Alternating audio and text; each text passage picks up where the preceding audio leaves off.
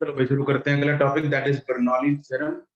इसकी थोड़ी सी झलक हमने पहले की, तुम लोग बताया था ना बर्नौलीज थ्योरम में नाम की चीज आएगी और उस पे बेस्ड है क्या चीज?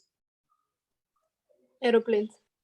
राइट, फ्लाइंग ऑफ एरोप्लेन्स में one of the major contribution Bernoulli का है, राइट। और भी फैक्टर्स होते हैं बट ये प्रिंसिपल भी उधर लगता है। और भी चीजें हैं उनकी, मतलब इसकी काफी इंटरेस्टिंग एप्लीकेशंस हैं। Will be discussing all those applications here.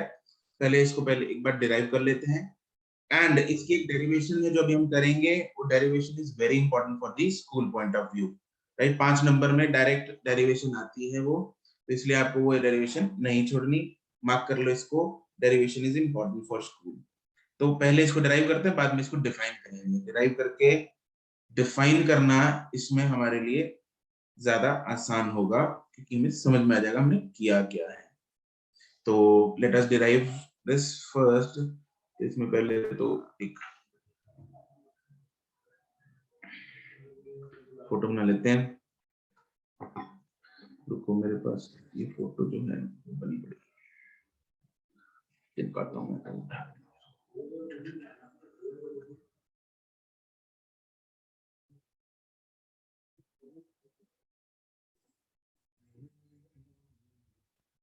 Equation of continuity याद है तुम लोगों को? Yes yes sir. यस।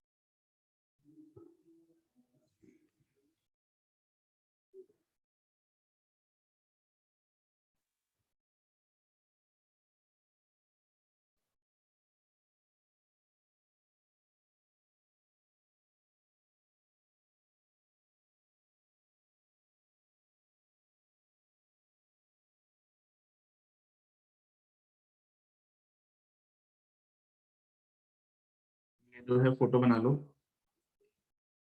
ये है क्या? ये हॉर्न सा क्या बनाया हमने? दिस इज अ पाइप, ठीक है। पाइप है, एक पाइप जारी थी, उसमें से फ्लूइड बह रहा था, ठीक है। ये फ्लूइड है, मान लो फ्लूइड जो है वो इस तरफ फ्लो कर रहा है। हमने क्या किया, उस पाइप का एक हिस्सा काट लिया और उस हिस्से को अभी हम स्टडी करने लगे, ठीक है।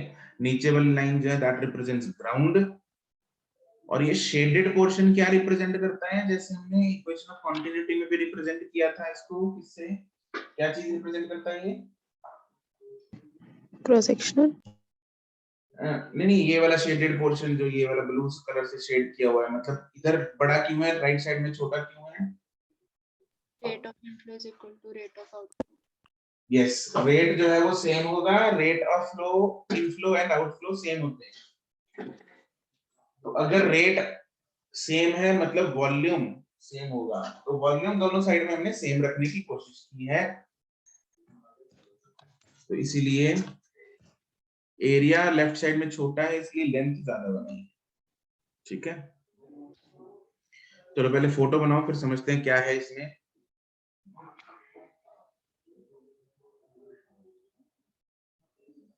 राइट, हमने ऐसी फोटो इसलिए बनाई है, ऊपर नीचे इसलिए बनाई है, ताकि इसमें एक और फैक्टर भी ऐड कर सके।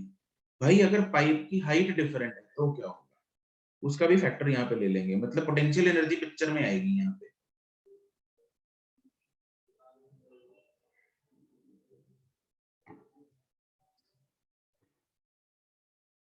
ठीक है, बन गई फोटो? यस ठीक है सर। नहीं एक ओके।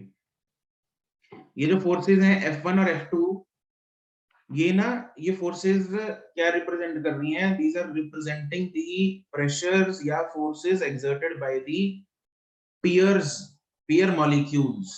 मतलब यहाँ पे ये हाथ दिख रहा है तुम लोगों को? Yes sir. ठीक है, यस। इस, हाँ, जो मैंने पाइप का ये लेफ्ट वाला क्रॉस सेक्शन है, वहां पे जो मॉलिक्यूल्स हैं उसके साथी मॉलिक्यूल्स इसको इधर को धक्का मारने की कोशिश कर रहे हैं, और जो यहाँ बी वाला सेक्शन, आउटर लेफ्ट वाला सेक्शन है, उसके जस्ट साथ वाले जो मॉलिक्यूल्स हैं वो इसको इस तरफ धक्का मारने की कोशिश कर रहे हैं। पियर फोर्सेस हैं, राइट। तो ये पियर प्रेशर्स एक्सर्ट करेंगे, मतलब सॉरी प्रेशर्स एक्सर्ट करेंगी इसके पियर मॉलिक्यूल्स, मतलब साथी मॉलिक्यूल्स, ये उनको रिप्रेजेंट कर रही है, ठीक है। तो ऑब्वियसली F1 ज्यादा होगा, फ्लूइड जो है वो राइट की तरफ फ्लो कर रहा है, तो ये वाला फोर्स जो है वो ज्यादा होगा और इस फ्लूइड को इधर लेके जाएगा। चलो, तो let us now start the derivation. Consider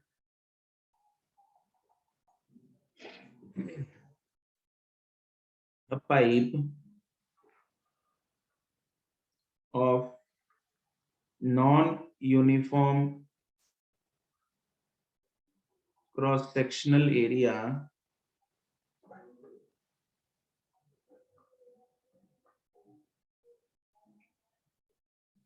ठीक है। फिर उसके बाद लेट करते हैं, लेट कुछ चीजें लेट करेंगे, क्या क्या, F1 F2 F1 and F2 are the pressure forces on the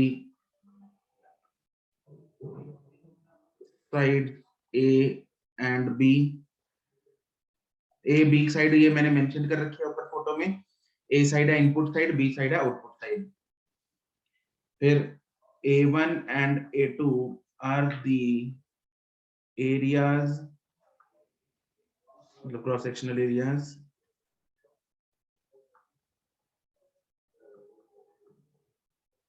areas sir on pressure forces का क्या मतलब है?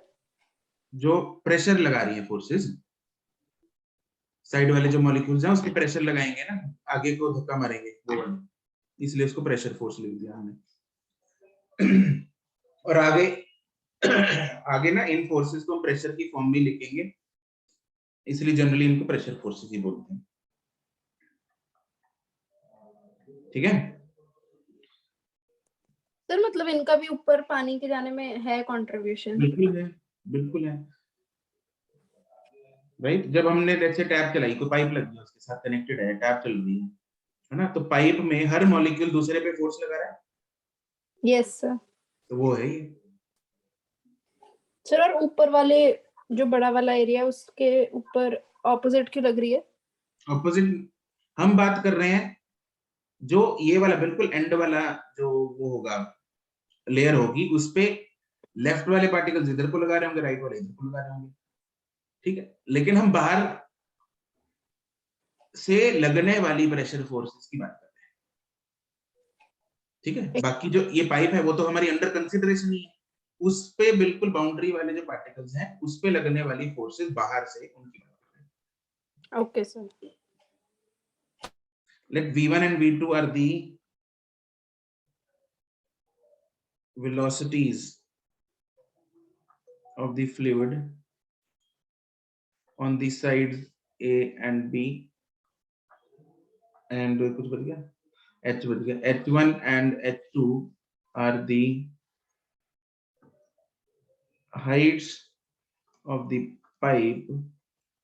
ये हमने ग्राउंड से एक रेफरेंस सरफेस से हाइट ले ली, हमें तो डेल्टा एच ही चाहिए होता है बेसिकली।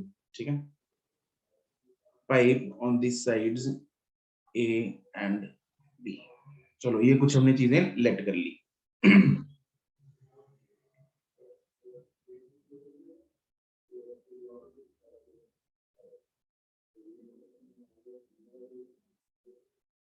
लिख लिए यहां तक, बढ़े आगे।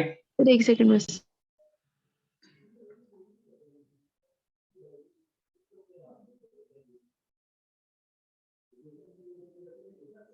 चलो, तब समझेंगे। देखो, यहाँ पे इस साइड में हम वर्क डन फाइंड करेंगे दोनों फोर्सेस का, लेफ्ट वाली और राइट वाली साइड में। लेफ्ट वाली साइड में जो फोर्स है F1 वो राइट को लग रही है और उसमें displacement of the fluid right की तरफ है, तो इसका वर्क डन क्या होगा, positive negative?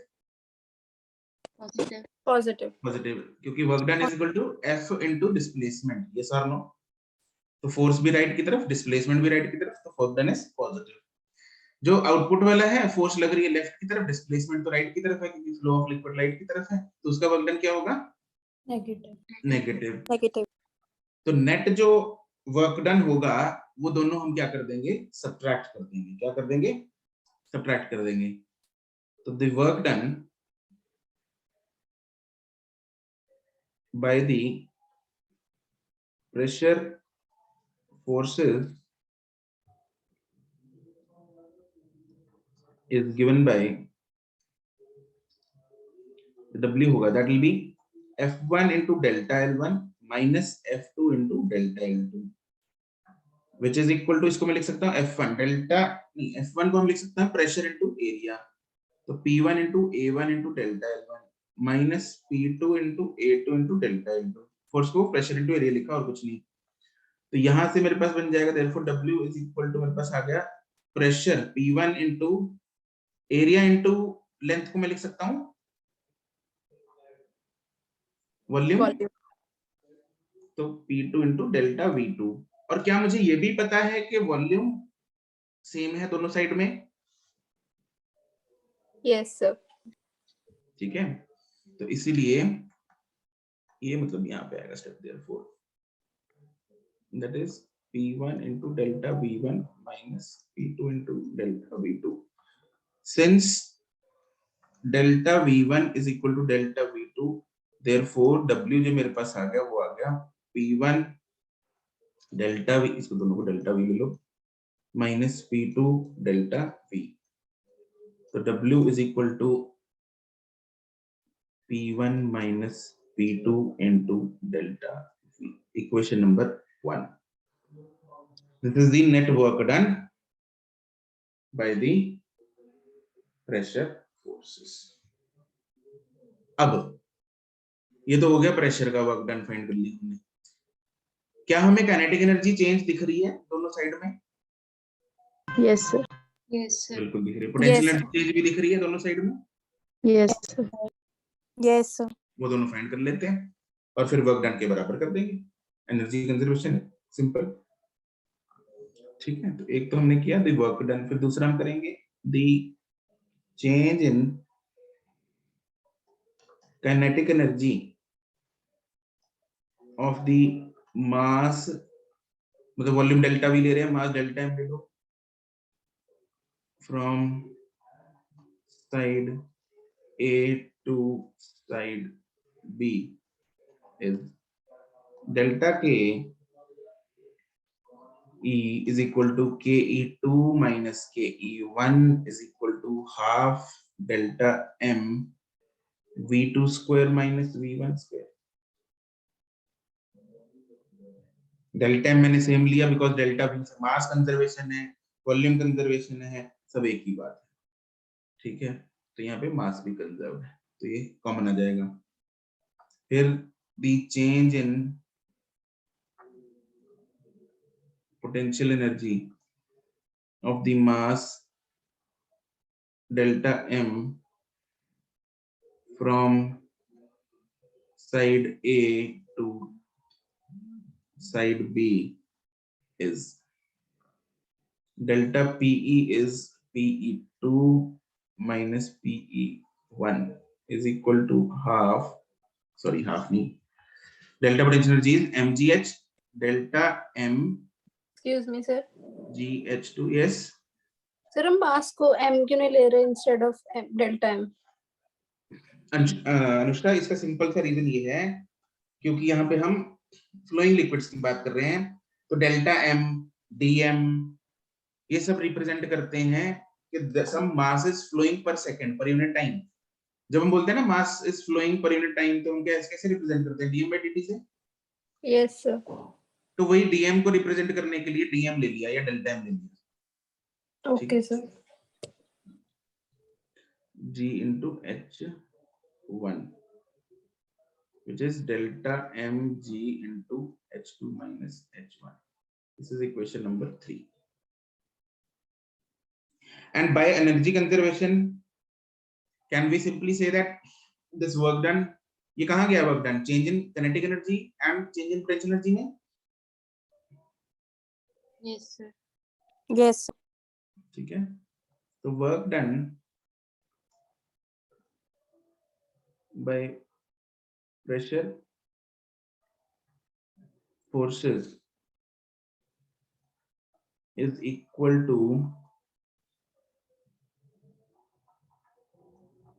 change in kinetic energy and potential energy. मतलब work done is equal to delta K E plus delta PE, ये लगाने वाले हैं हम। therefore P1 minus P2 into delta V is equal to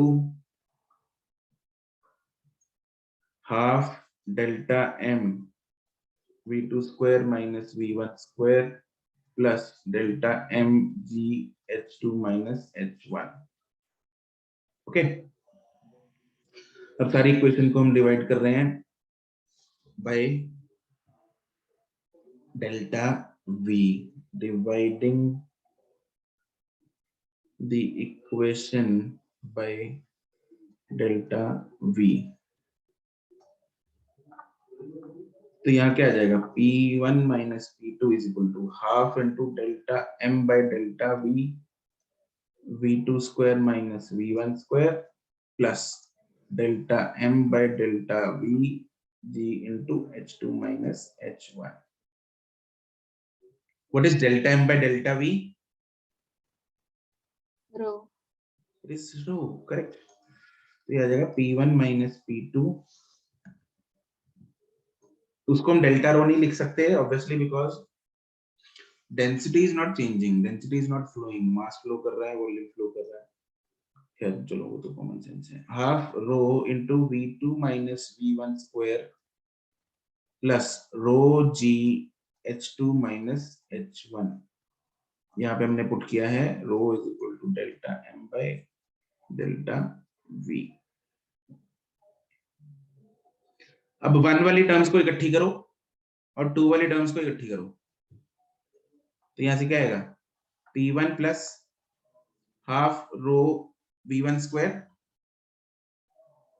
plus H1 rho G is equal to P2 plus half rho V2 square plus H2 rho G। यही है Bernoulli's equation, ठीक है। या फिर हम ये बोल सकते हैं that is P plus half rho V square plus H rho G is constant. अरे आगे ना,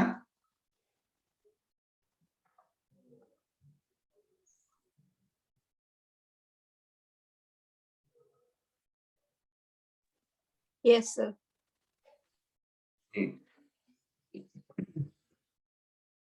और ये इक्वेशन इतनी ज्यादा इंपॉर्टेंट है कि आपको इसको दिमाग में क्या कर लेना है, चिपका लेना है।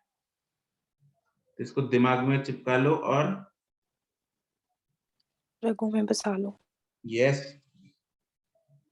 एग्जैक्टली। Excuse me sir.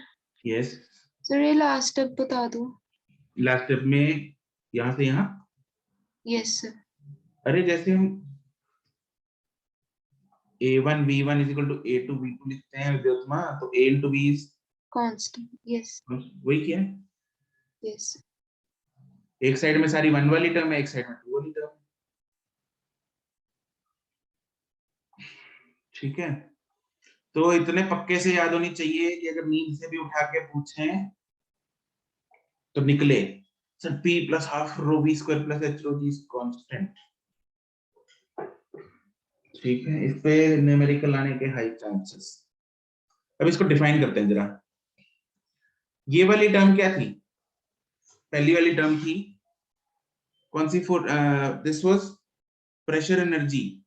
ये वाली टर्म क्या थी, कहां से आई थी, दूसरी चेंज इन काइनेटिक एनर्जी, और तीसरी आई थी potential.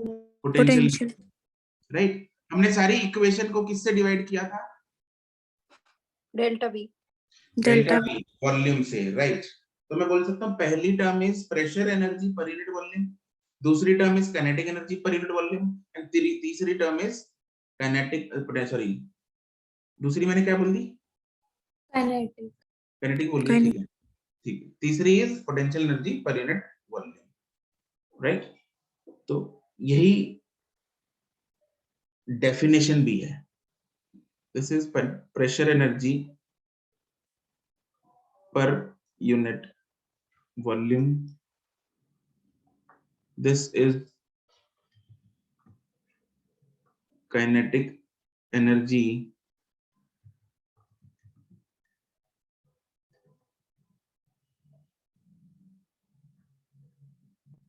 per unit volume. Sir half rho V square पूरी है ना? हाँ, हाफ रो वी स्क्वायर पूरी की बात कर रहे हैं। And this is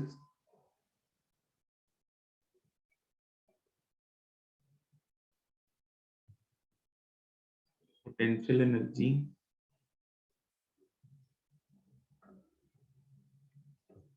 per unit volume.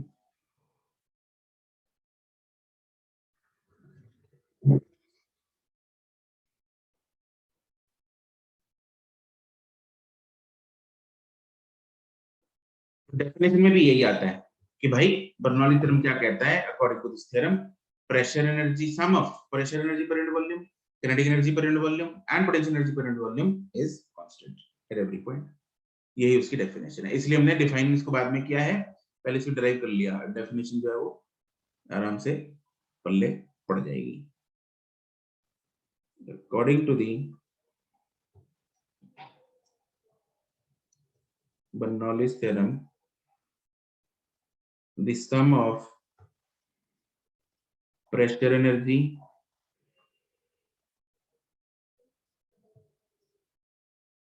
per unit volume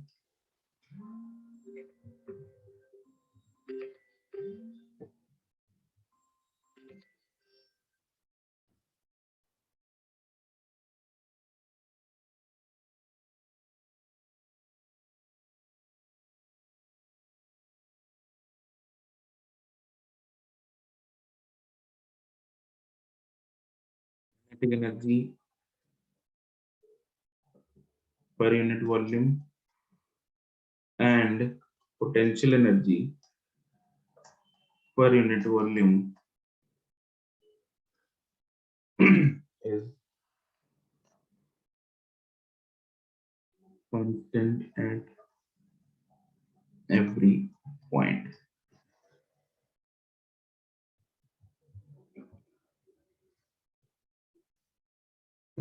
ठीक है जी, जब कर लिया यहाँ तक, अब इसकी एप्लीकेशन लिखते हैं। Some practical applications.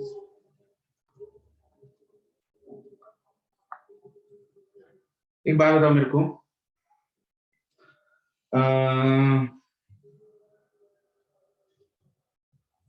वीडियो दिख रही है मेरी?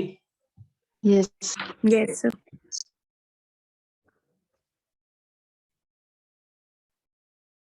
ये कौन सा मॉड्यूल है?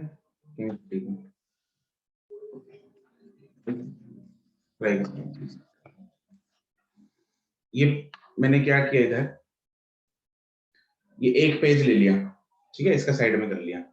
व्हाट विल हैपन अगर मैं यहाँ पे ब्लो करूंगा, मैंने क्या किया, यहाँ पे ब्लो करूंगा मैं, यहाँ पे अगर मैं यहाँ पे ब्लो करता हूँ तो क्या होगा, ये पेज इसके पास जाएगा या इससे दूर जाएगा? दूर। पास दूर जाएगा, पास जा रहा है। पास जाएगा। अभी तो मैंने ब्लो नहीं किया, क्या जाना चाहिए? सक्षम को लग रहा है पास जाएगा। तो मैंने तो अपनी नोटबुक के साथ करा, तो वो तो पास ही जा रहा है। अच्छा, उसने करके देख लिया। राइट, वो पास इसलिए जा रहा है, देखो करके देखने पहले। ओह हाँ, उसने करके आना, ठीक है।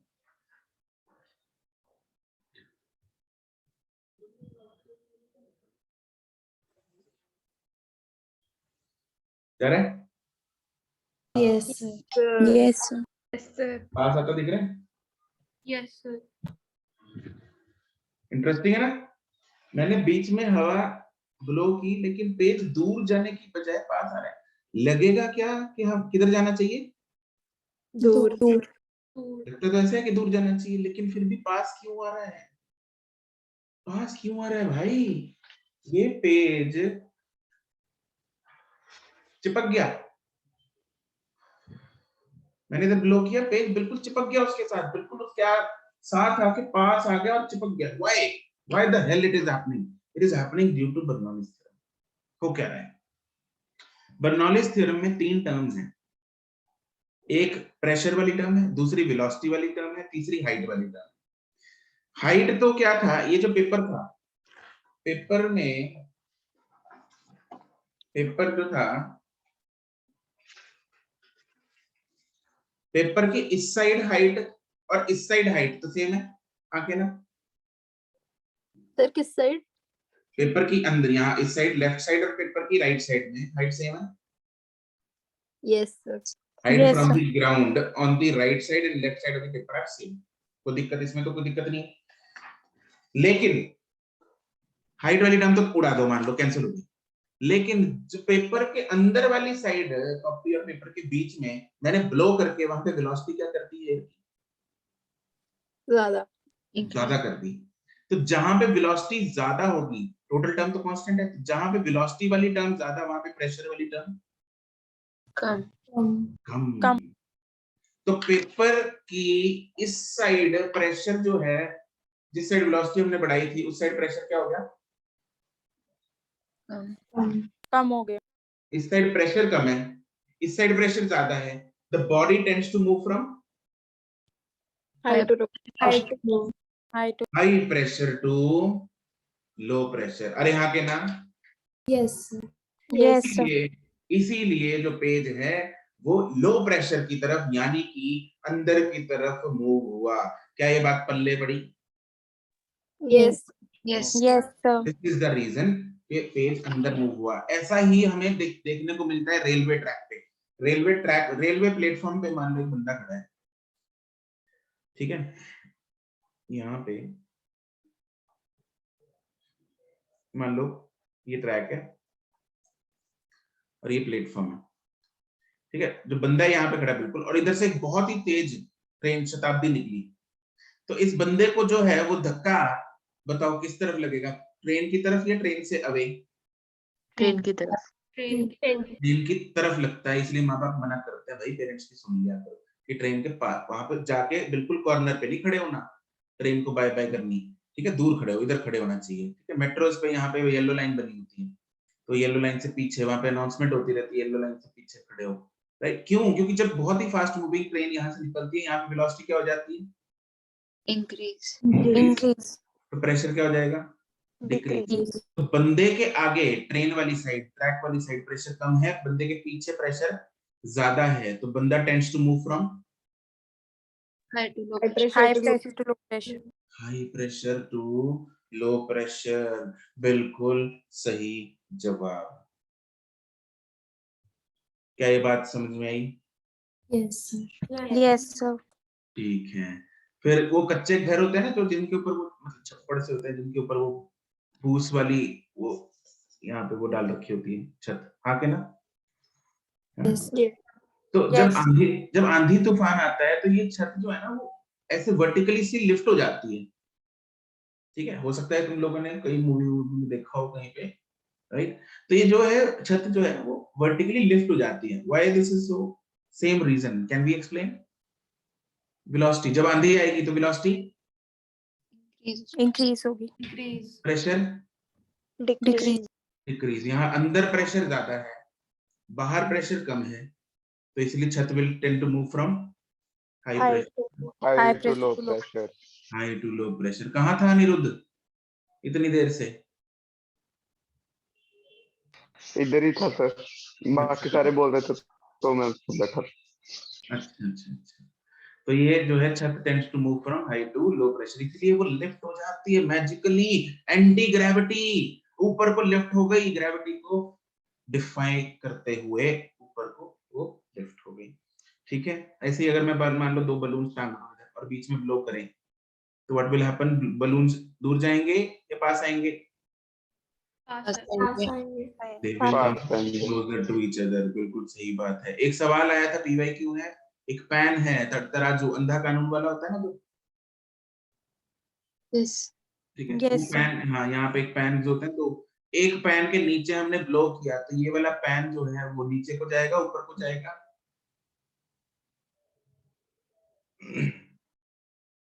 नीचे नीचे पैन के नीचे ब्लो किया तो पैन नीचे जाएगा ऊपर जाएगा? नीचे। नीचे नीचे जाएगा क्योंकि नीचे उसकी वेलोसिटी बढ़ गई तो प्रेशर कम हो गया तो पैन नीचे जाएगा। ठीक है, फिर आता है वही एरोप्लेन्स वाला। एरोप्लेन्स में क्या होता है, उनके विंग्स जो होते हैं एरोप्लेन्स के वो कुछ ऐसे होते हैं, ऊपर से कर्व्ड नीचे से फ्लैट टाइप होते हैं। हाँ कि ना, देखा है? Yes sir. मतलब कुछ ऐसा है। Yes sir. ये एरोप्लेन का विंग है अकेला। एरोप्लेन तो ये रहा बॉडी उसकी, ऐसी दूसरी साइड में। समझ में आ रही है क्या क्या किया मैंने, है ना? समझ में आ रहा है? ये यस पायलट। सर। यस। तो होता क्या है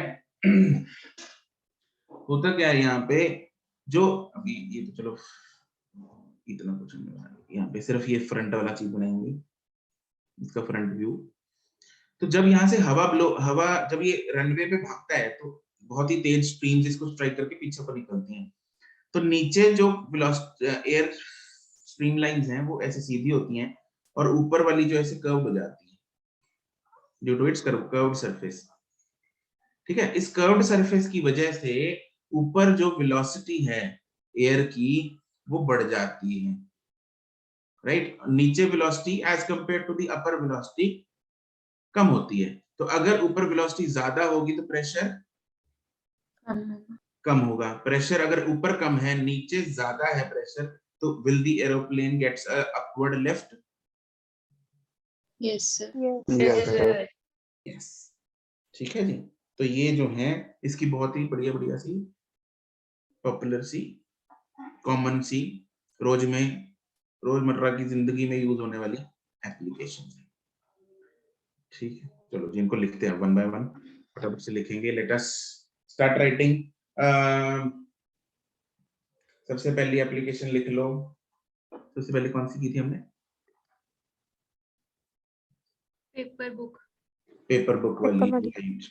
ठीक है, या बलून वाली। पेपर बुक लिख लो या बलून लिख लो। चलो बलून्स लिख लेते हैं। इफ एयर इज, वो एक ही बात है ना। If air is blown between two hung balloons, then the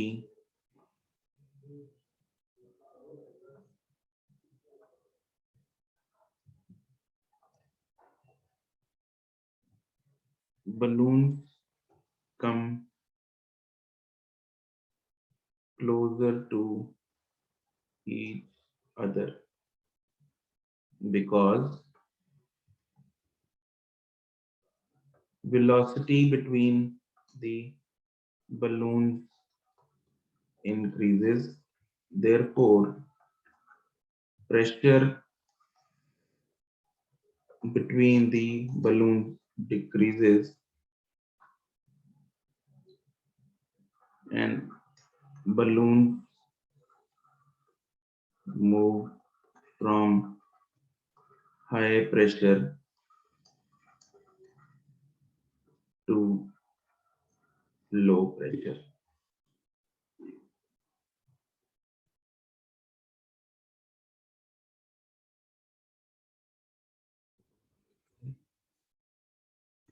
यहाँ पे हमने ब्लो किया,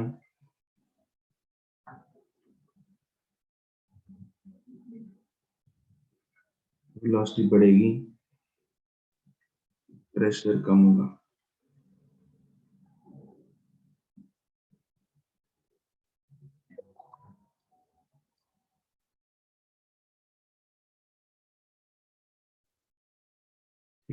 साइड में है हायर प्रेशर,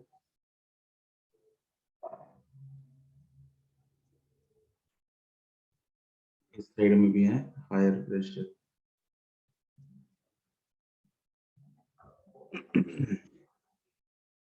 बलून इस तरफ जाएंगे।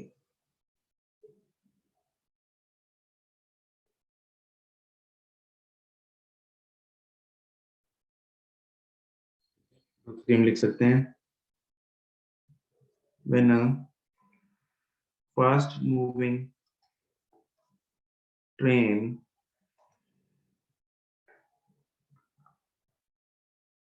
passes near the platform, then the person standing near the track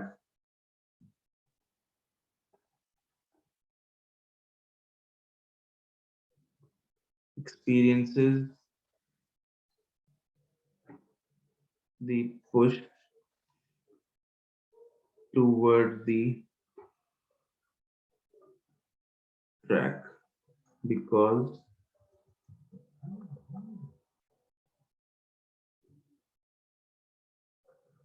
velocity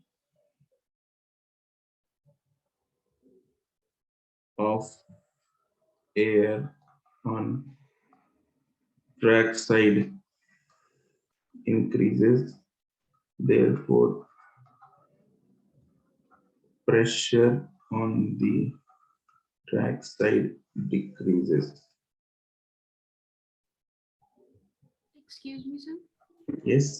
sir practical case में जैसे ये ट्रेन वाला बताया आपने, जैसी ट्रेन आई और जो बंदा पास खड़ा होगा उसे इतना ज्यादा प्रेशर फील होगा कि वो एक्चुअली बहुत पास आ जाए ट्रेन के?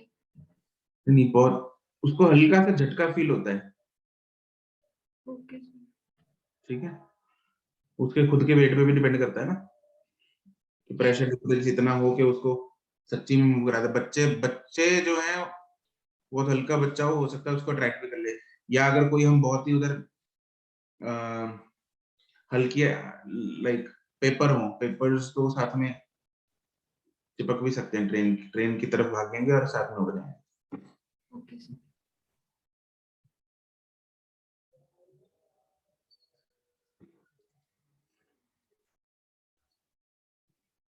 Therefore, person tends to fall from high pressure side to low pressure side.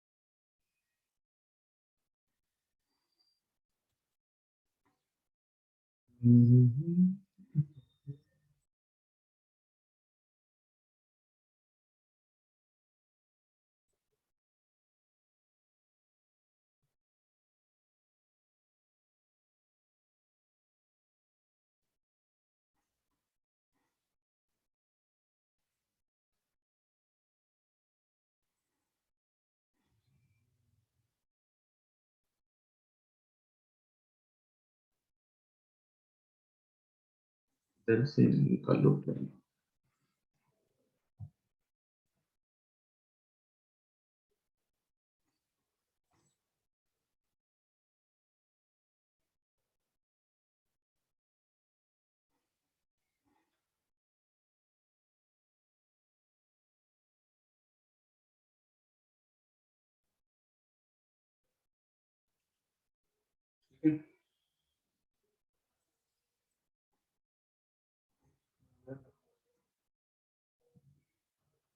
यहाँ पे लिख लो, यहाँ पे वेलोसिटी जो है बढ़ जाती है,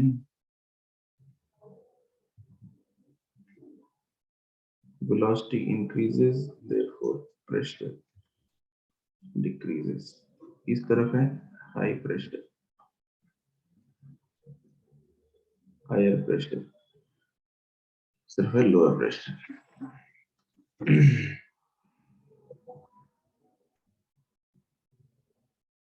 इस तरह कुछ लगेगा तो।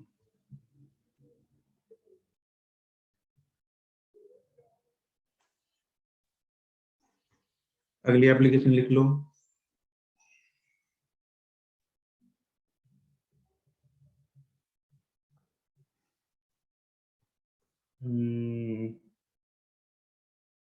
छत वाली लिख लेते हैं 3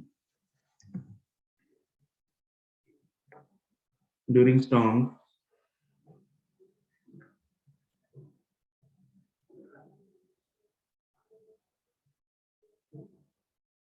the roof of the hut gets vertically lifted and blown away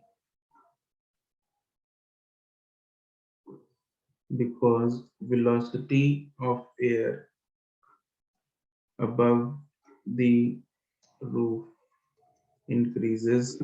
Same he explanation है. Therefore, pressure above the roof decreases.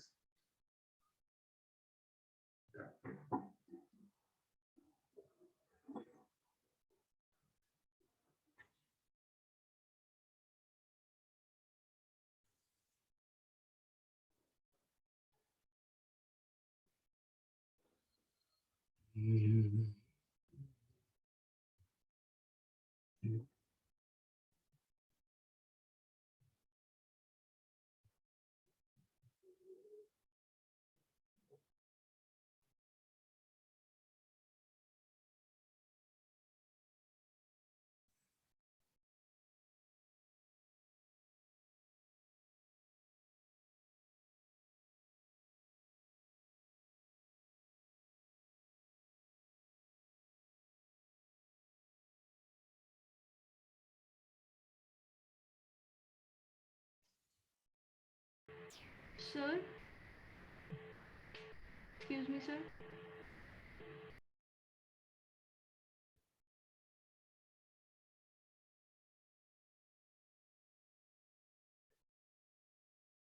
Low sir आपने रुचि रही ना? आपने वर्टिकली के बाद क्या लिखा था ऊपर? Gets vertically lifted. Lifted लिख दिया. Lifted.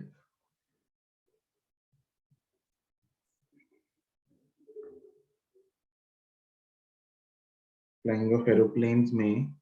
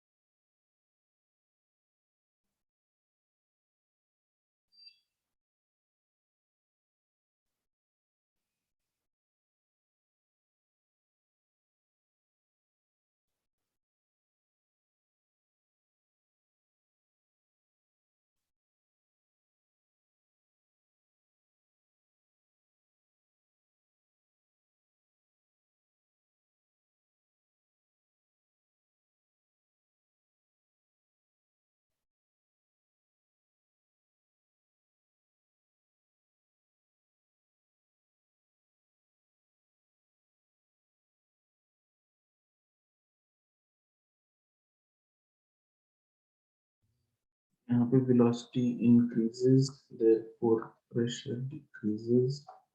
यहाँ पे higher pressure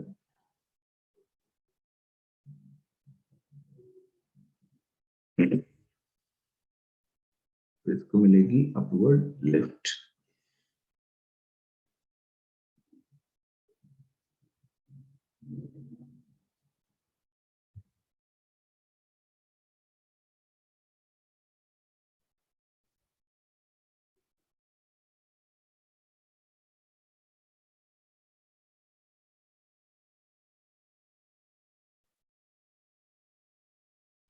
ये विंग जो है वो साइड में चाहे ना वो फोटो बना लेना, मतलब विंग क्या, विंग का फ्रंट व्यू है ये, मतलब विंग विंग का साइड व्यू है।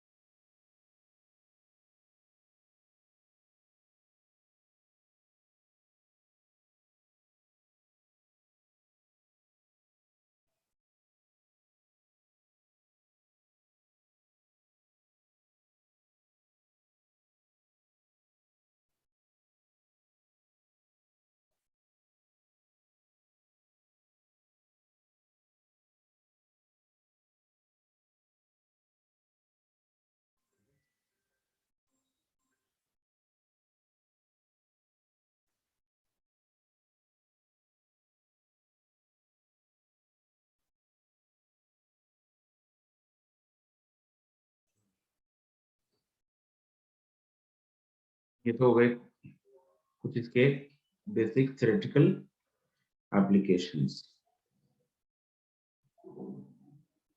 जब कल फोटो बन गई, आगे चले।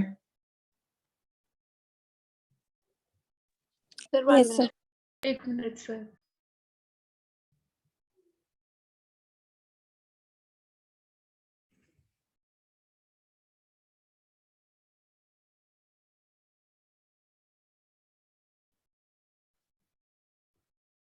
Excuse me, sir. हम्म, सर वेव्स भी ऐसे ही आती हैं कौन सी वेव्स? High tides? सर, जो मतलब सी के ऊपर वेव्स बनती हैं। नहीं, उसका रीजन तो ग्रेविटेशन वगैरह भी होता है, और ये भी, वो तो मल्टीपल फैक्टर्स होते हैं, दो सिंगल फैक्टर हो सकता है, हो सकता है कि this might be the reason, one of the reasons.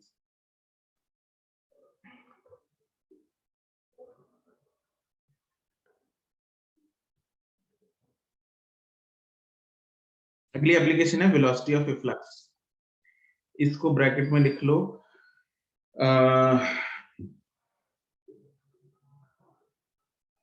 Taurus-lease theorem.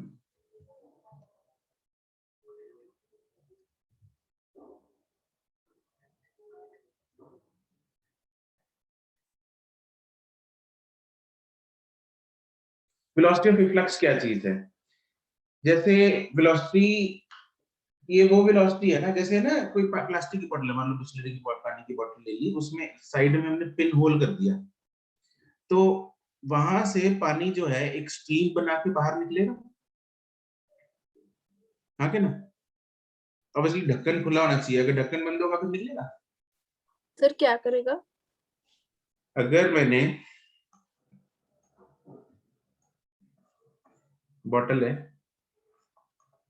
ठीक है, यहाँ पानी भरा है, हमने क्या कर दिया, इधर एक गली कर दी, होल कर दिया, तो यहाँ से पानी जो है वैसे निकलेगा बाहर, यस और no? Yes yes sir. Yes sir.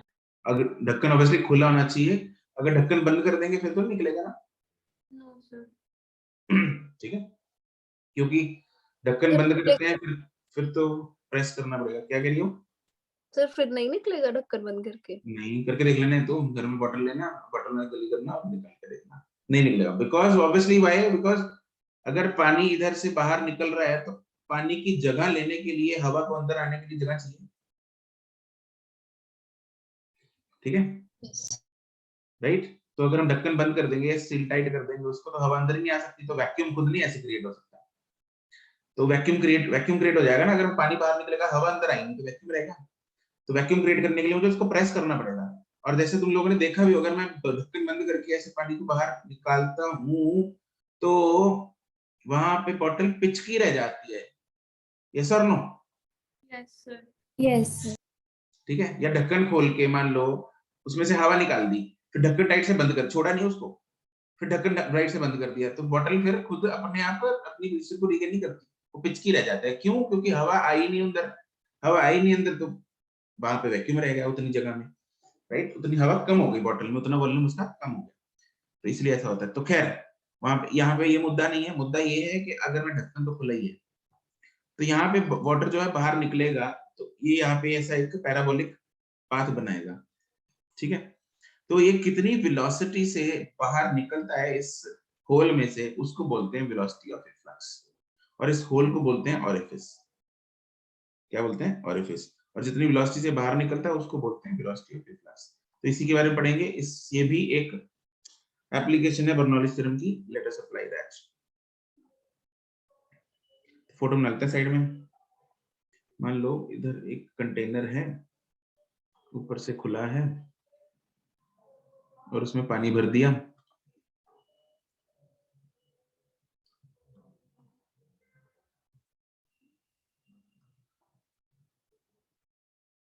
Photo बना लो।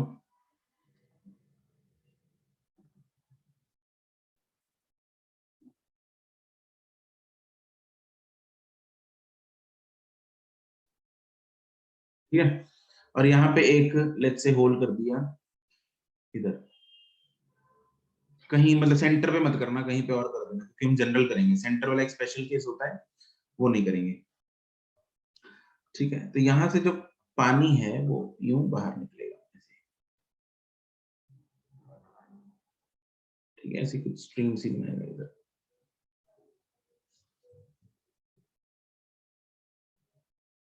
ओके, तो हमें यहाँ से पानी जो बाहर निकल रहा है उसकी वेलोसिटी चाहिए।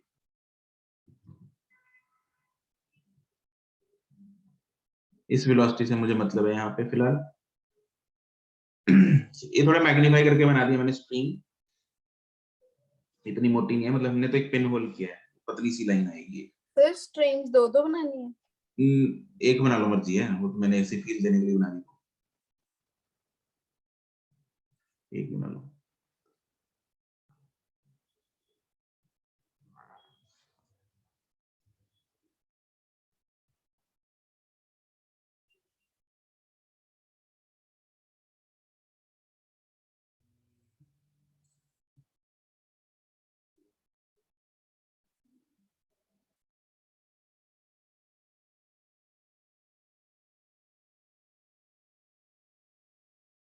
ये पूरी हाइट है कैपिटल एच, और ये ऊपर वाली हाइट है स्मॉल एच।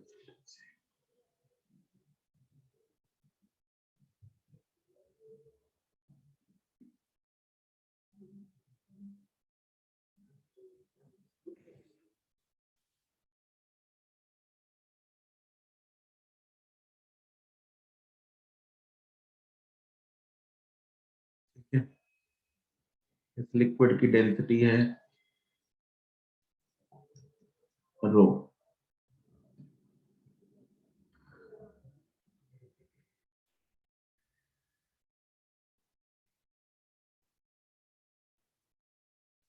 और इसको बोलते हैं orifice.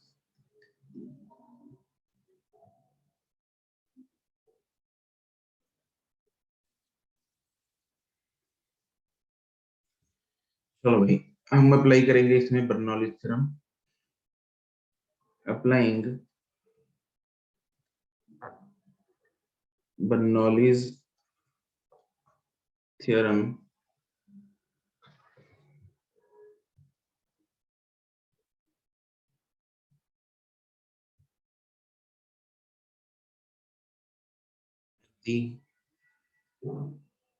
Point A and B. A और बी पॉइंट कहाँ पे हैं? जस्ट अंदर और जस्ट बाहर है। ये पॉइंट है जस्ट अंदर ए, और ये पॉइंट है जस्ट बाहर स्ट्रीम पे बी।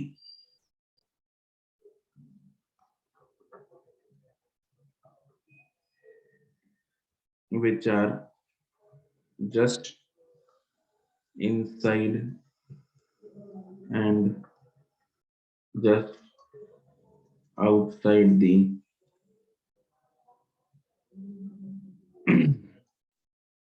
opening called orifice.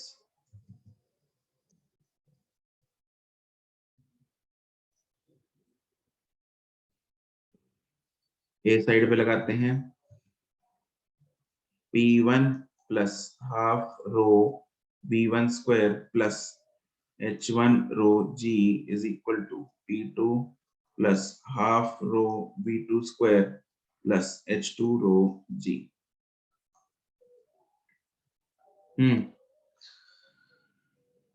तो A साइड में और B साइड में हाइट ऑफ लिक्विड तो सेम है।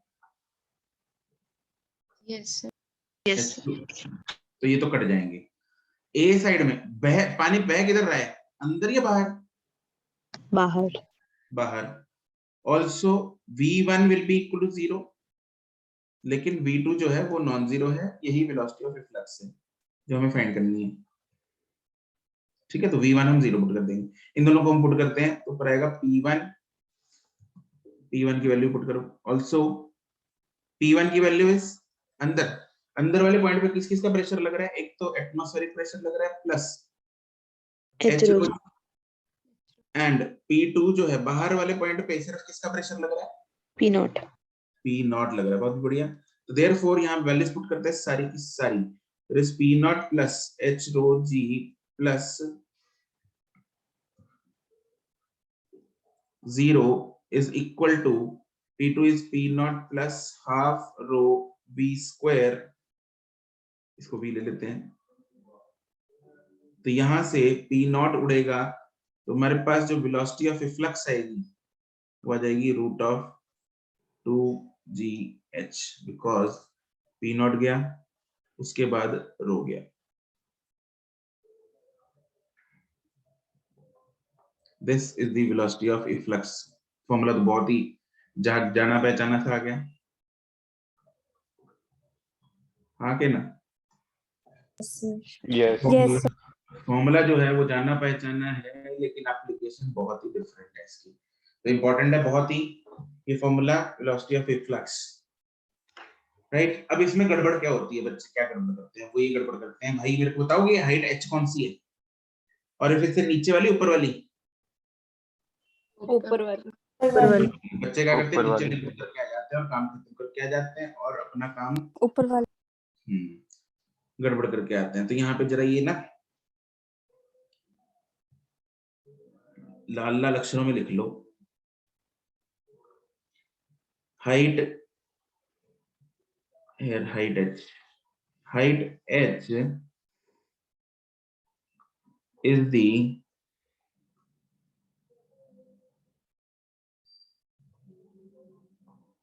height h मतलब h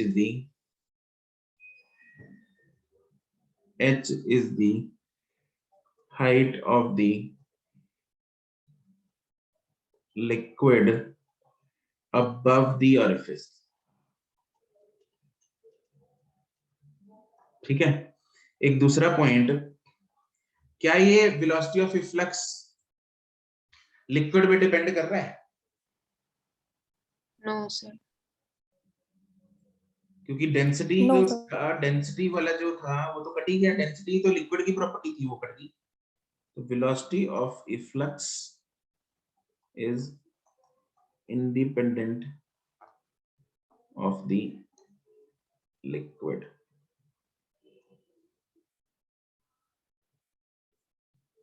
ठीक है। अब इसकी हम रेंज भी निकाल सकते हैं, बड़े ही प्यार से निकाल सकते हैं। Let us find out the range. Range कौन सी? यही वाली फोटो में अगर हम रेंज बनाए, रेंज क्या होगी? ये R, this is the range R। कुछ याद आ रहा है कौन सी रेंज है ये? Horizontal projectile. हॉरिजॉन्टल प्रोजेक्टाइल वाली रेंज है, बिल्कुल। फॉर्मूला याद आ रहा है कुछ? क्या होता है उसका? U into T। It is U into T। S is equal to UT plus half T square से A तो 0 होता है x में, तो U into T। T की वैल्यू क्या होती है? √2h/g। बिल्कुल सही जवाब। तो रेंज हम निकाल देंगे इसमें, range of the liquid stream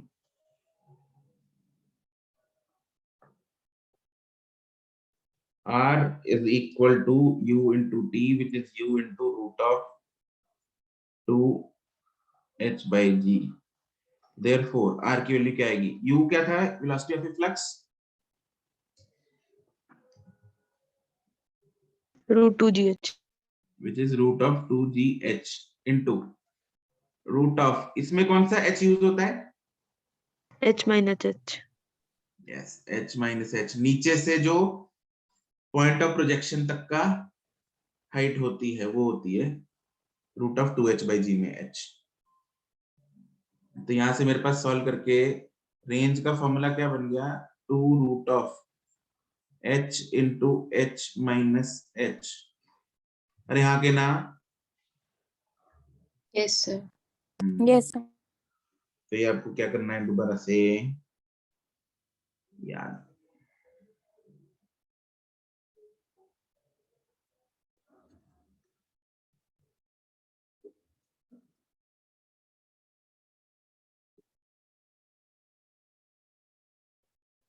ये मुझे बताओ कि कितनी हाइट पे रेंज मैक्सिमम होगी? h/2 पे। करेक्ट सक्षम। कैसे निकाला?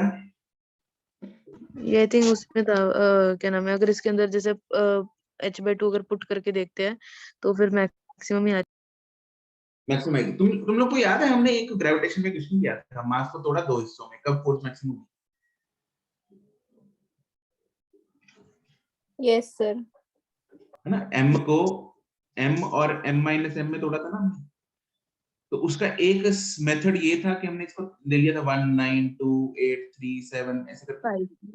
तो 5 5 पे मैक्सिमम आई थी जब मास क्या था? सेम। Same, m/2। आधा था बिल्कुल। तो वैसे ही है, वहां पे प्रोडक्ट ऑफ मासेस था, यहाँ पे प्रोडक्ट ऑफ वेट्स है। दूसरा तरीका ये होता है, बिल्कुल मैथमेटिकल तरीका होता है। वो कैसे करते हैं हम मैक्सिमा फाइंड करने के लिए? Differentiation and equated to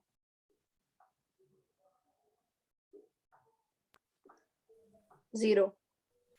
yes. Why do we equate it to 0? Because slope is 0। Because slope is 0। बिल्कुल सही जवाब। ठीक है, for range to be maximum h is equal to h by 2, ये आपको याद रखना है। ये क्वेश्चन आया था, उसमें क्या दे रखा था? एक बीकर था, उसमें कुछ पॉइंट्स दे रखे थे, बताना था कौन से पॉइंट की रेंज जो है वो मैक्सिमम होगी। डायरेक्ट तो h by 2 वाले की मैक्सिमम होगी। सिंपल। ठीक है, तो इसको प्रूफ हम कर सकते हैं। dr by dh is 0, और मैं ये भी बोल सकता हूँ dr स्क्वायर, अगर रेंज मैक्सिमम है तो रेंज का स्क्वायर भी मैक्सिमम होगा, आगे ना?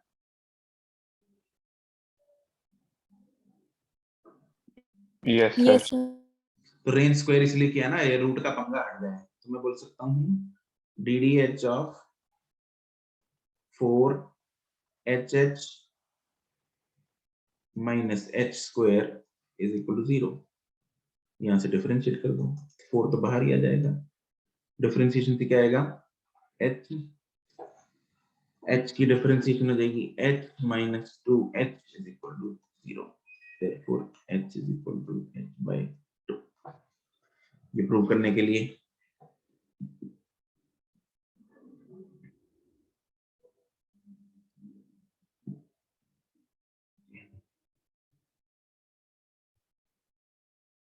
ठीक है, तो इसको अब हम समराइज कर लेते हैं कि एक फोटो बना के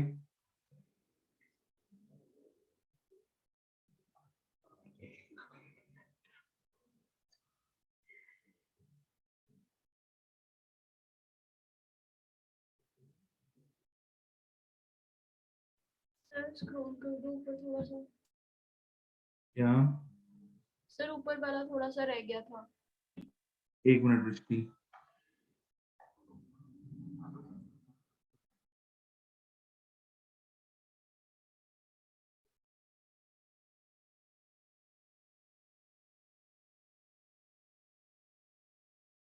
लिक्विड यहां तक भरा है,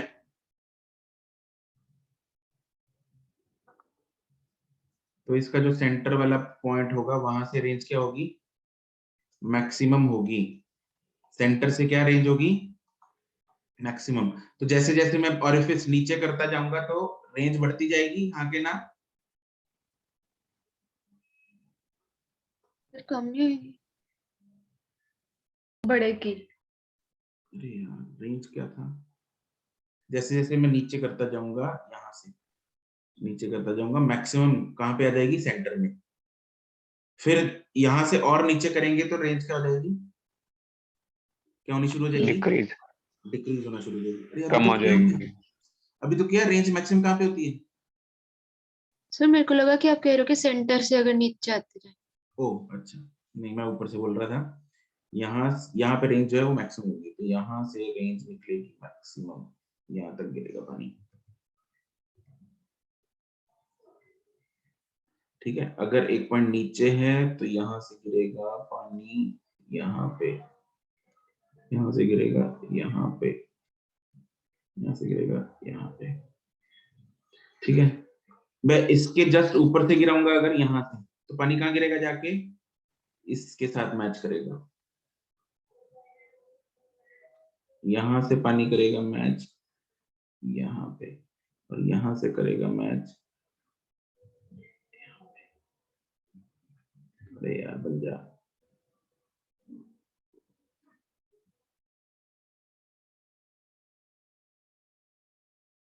ठीक है।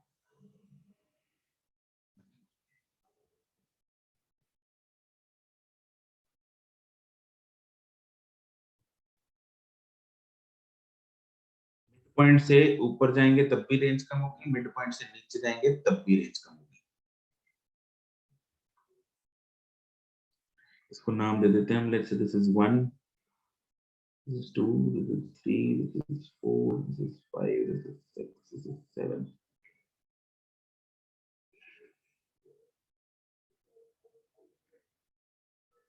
R1 R7 के बराबर है, 2 6 के बराबर है, 3 5 के बराबर है, 4 मैक्सिमम है।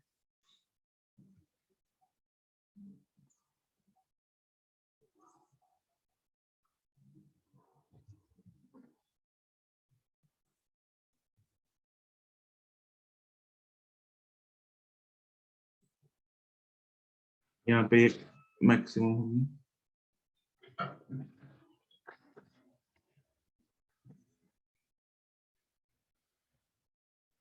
लास्ट वाली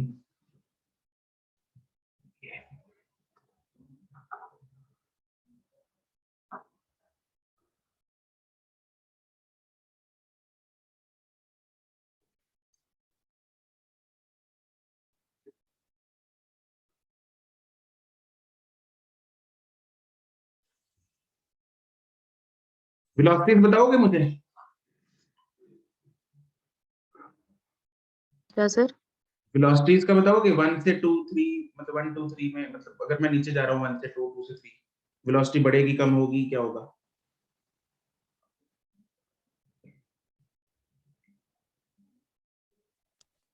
सर शायद पहले बढ़ेगी शायद।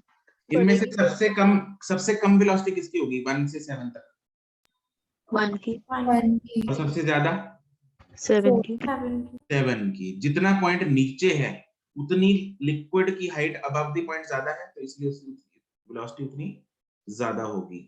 तो यहाँ पे वेलोसिटी v1, इसकी वेलोसिटी उससे ज्यादा v2, इसकी वेलोसिटी उससे ज्यादा v3, फिर उससे ज्यादा v4,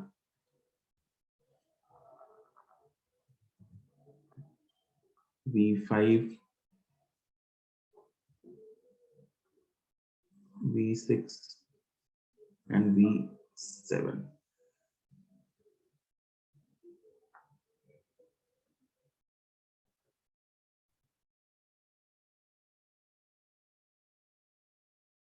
ठीक है, तो this diagram summarises the whole thing. तो यहाँ पे हाइट लिख लेना h/2 है, दिस इज h/2, पूरी है h।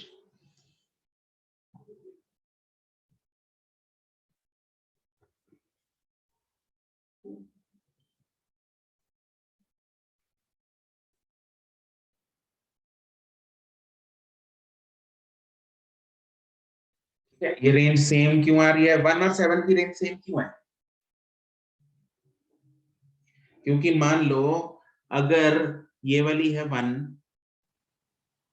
ठीक, टोटल हाइट है लेट्स से टोटल हाइट है 10, ठीक है, और छोटा h जो 1 का है, h1, छोटा h 1 का है, वो है लेट्स से 1 सेंटीमीटर।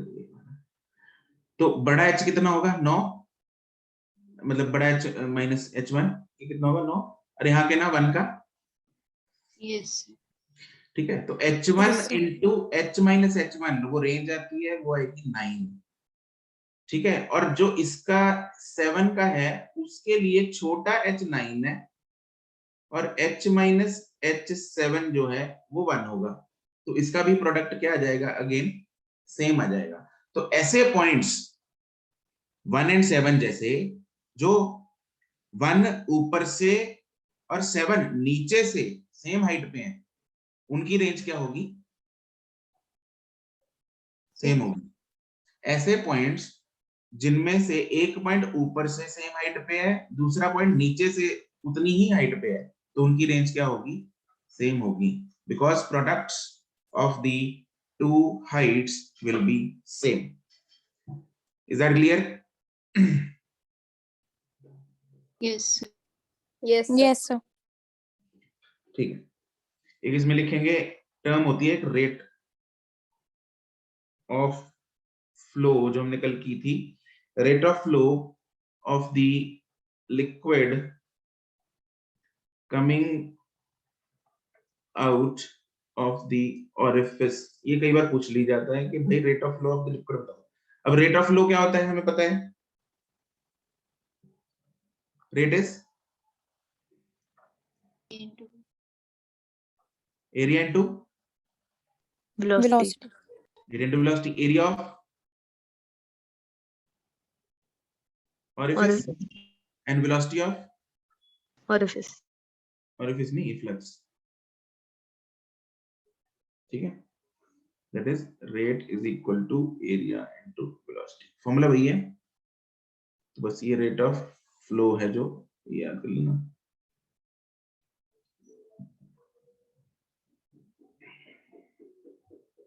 कोई चक्कर परेशानी? क्लियर है? Excuse me sir, yes. Sir हमने बीकर के अंदर वाले पॉइंट की वेलोसिटी 0 क्यों ली थी? बीकर के अंदर थोड़ी बह रहा है पानी।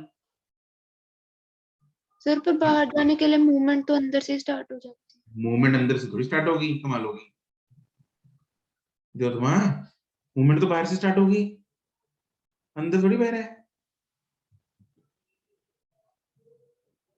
लिक्विड अंदर ही बहता रहता है क्या? पानी में ग्लास ग्लास में मान लो मतलब पानी पड़ा है तो लिक्विड बहता रहेगा क्या? No sir. ना, बाहर जब निकलेगा तभी बहेगा। चलो सवाल करो।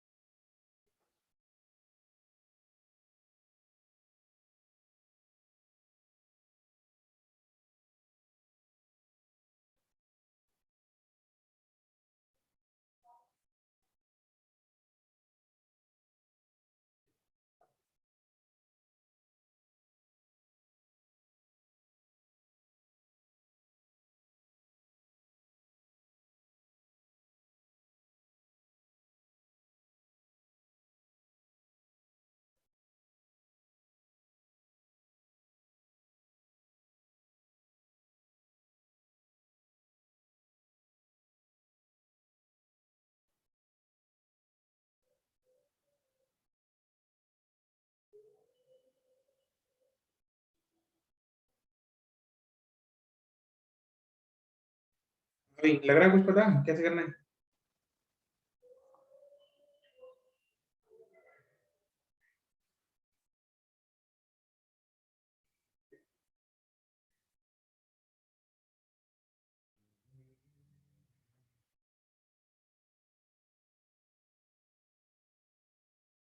करेक्ट।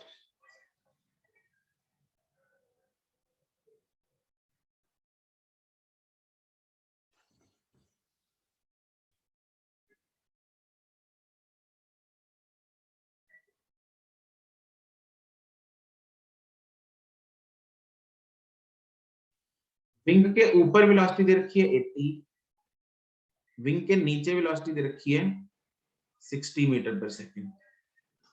ठीक है, इसका एरिया हमें दिया हुआ है 4 मीटर पर सेकंड, सॉरी क्या बोल गया मैं, 4 मीटर स्क्वायर। हमें बताना है dynamic lift experience by the wing, मतलब हमें फोर्स बतानी है कि इस प्रेशर डिफरेंस की वजह से कितनी फोर्स इसको मिलेगी। तो प्रेशर डिफरेंस निकाल के एरिया से मल्टीप्लाई करो तो क्या होता है। तो इसमें क्या करेंगे हम, प्रेशर नहीं गलत है, बर्नौली थ्योरम लगाएंगे, P1 plus half rho V1 square is equal to P2 plus half rho V2 square. Height वाली टर्म सेम है इसलिए उड़ गई। तो यहां से मेरे पास डेल्टा P जो आएगा that will be half rho V1 square minus V2 square. V1 V2 किसी को भी मान लो, फर्क नहीं पड़ता, is equal to half into 1.3 into 80 square minus 60 square.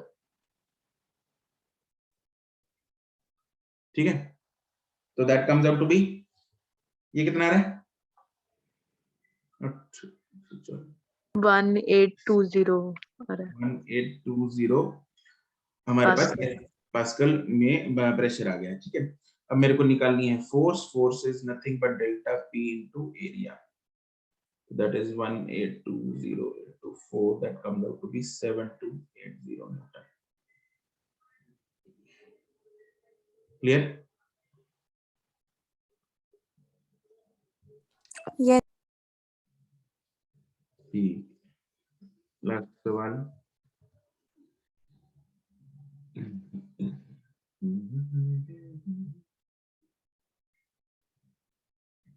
एक सवाल और करेंगे।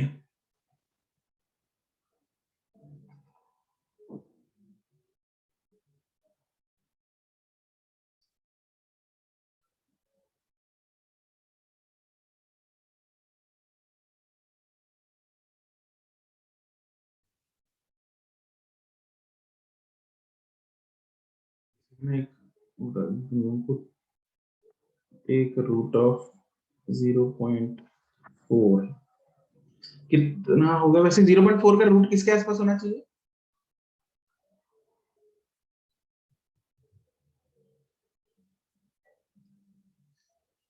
किसके बीच में होना चाहिए? 2/5.6 कुछ होता है। मतलब नहीं, पॉइंट कितना होगा?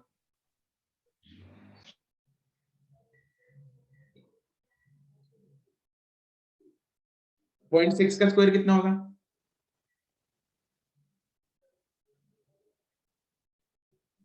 0.36 0.36। 0.7 का 0.49 तुम दोनों के बीच में आएगा ना, 0.6 और 0.7 के बीच में। Yes sir. हाँ, तो अगर तुम लोगों को ऐसे भी करना पड़ जाए तो ऐसे अप्रोक्सीमेट लगा सकते हो। खैर यहाँ पे तो दे रखा है 0.6 ही ले लो इसको। Give answer in CGS unit. Final जो आंसर है वो CGS में देना।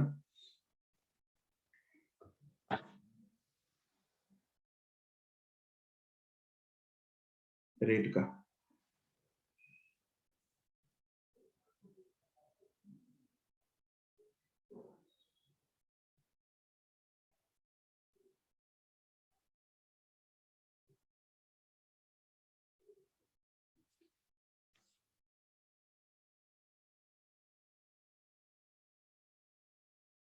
आपका जो होमवर्क है दैट इज एक्सरसाइज 0 एंड 1 का पार्ट, अगले 2 पार्ट है।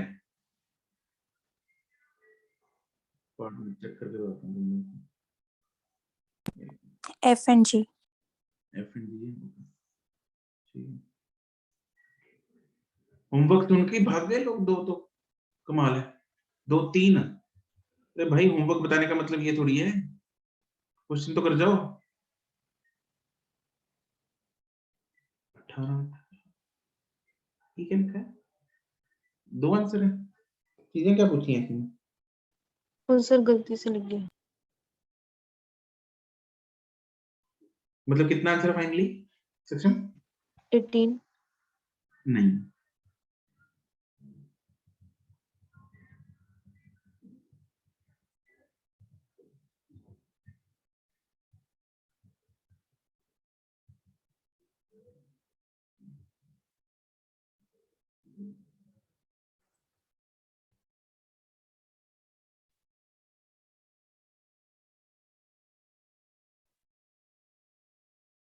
तो देखते हैं कैसे करना है ना। तुम्हारे जीरोस में गड़बड़ है सक्षम, 18 कुछ नंबर आगे गड़बड़, 10 पावर गड़बड़ है तुम्हारी।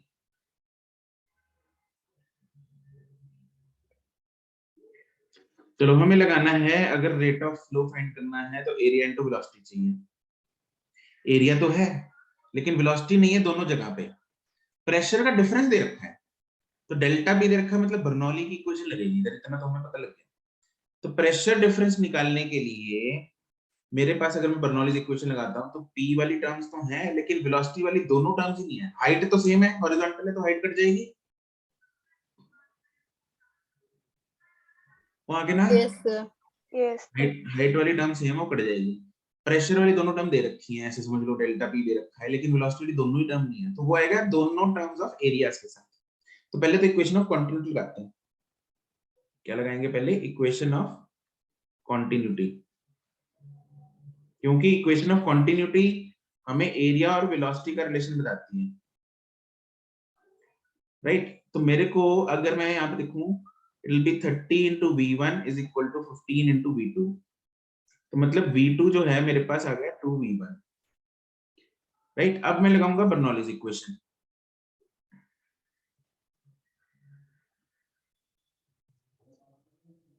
बर्नौलीज इक्वेशन क्या कहता है? p1 plus half rho v1 square is equal to p2 plus half rho v2 square.